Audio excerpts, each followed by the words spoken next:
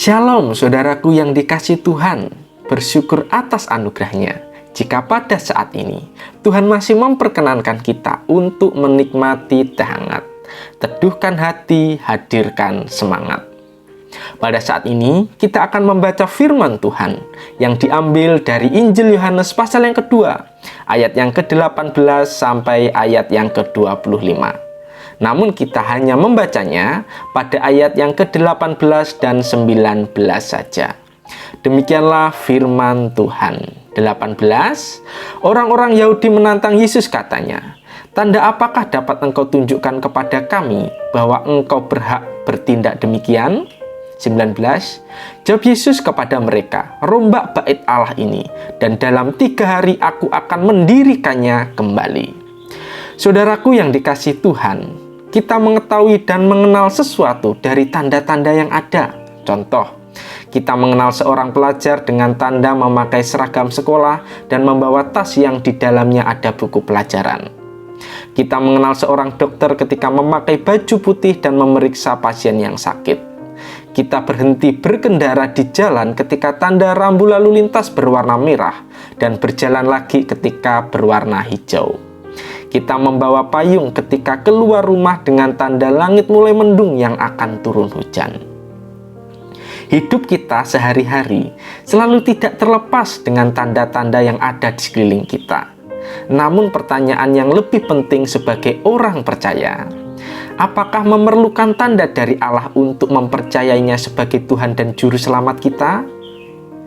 Ketika kita membaca dalam Injil Yohanes pasal yang kedua, ayat yang ke-18 sampai ayat yang ke-25, menjelaskan bagaimana orang Yahudi meminta tanda kepada Yesus bahwa ia adalah anak Allah.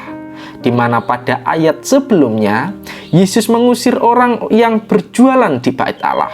Kemudian Yesus berkata, "Rombak atau runtuhkanlah bait Allah ini. Maka dalam waktu 3 hari aku akan mendirikannya kembali."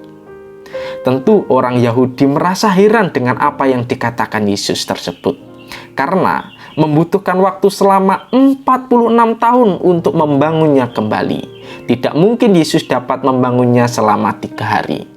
Namun yang dimaksud Yesus bukan bait Allah yang nampak sebuah bangunan, melainkan tubuhnya sendiri, di mana nantinya orang-orang akan memfitnah, mencela, menganiaya, dan membunuhnya dengan digantung di atas kayu salib. Akan tetapi, tubuhnya akan bangkit dari antara orang mati dan menunjukkan bahwa ia hidup.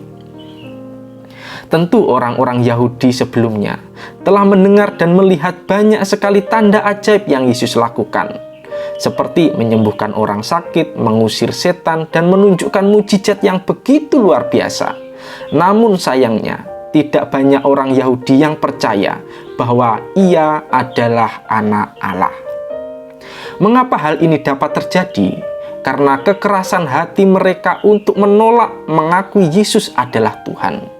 Namun berbeda sebaliknya, jika seseorang memiliki iman kepercayaan yang sejati, tanpa melihat dan diberi tanda mujizat, mereka tetap percaya dan mengakui bahwa Yesus adalah Tuhan, di mana Allah telah datang ke dunia menjadi manusia, yang bernama Yesus Kristus, menebus manusia dari dosa dan memberikan keselamatan yang kekal bagi umatnya. Demikian dengan kehidupan kita saat ini.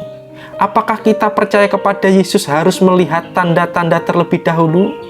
Seperti sakit kita disembuhkan, usaha pekerjaan kita dipulihkan, dan relasi kita diperbaiki baru percaya kepada Yesus? Iman yang sejati tidak perlu tanda dan bukti. Iman sejati hanya perlu percaya dan mempercayakan hidup kita kepada Tuhan dalam setiap situasi dan kondisi, baik sakit atau sehat, senang atau susah, kaya atau miskin, berkumpul atau sendirian, tetap percaya kepada Yesus sebagai Tuhan dan Juru Selamat, sehingga hidup kita boleh dikenan oleh Tuhan. Mari kita berdoa. Tuhan yang kami kasihi, terkadang kami meminta tanda untuk membuktikan kasih dan keberadaan-Mu. Ajarkan kami pada saat ini untuk mau berkomitmen dengan tetap percaya dan beriman dalam setiap keadaan, sehingga terus bertumbuh dan berbuah di dalam Engkau. Pada akhirnya, kehidupan kami terus memuliakan nama-Mu. Di dalam nama Tuhan Yesus kami sudah berdoa. Amin.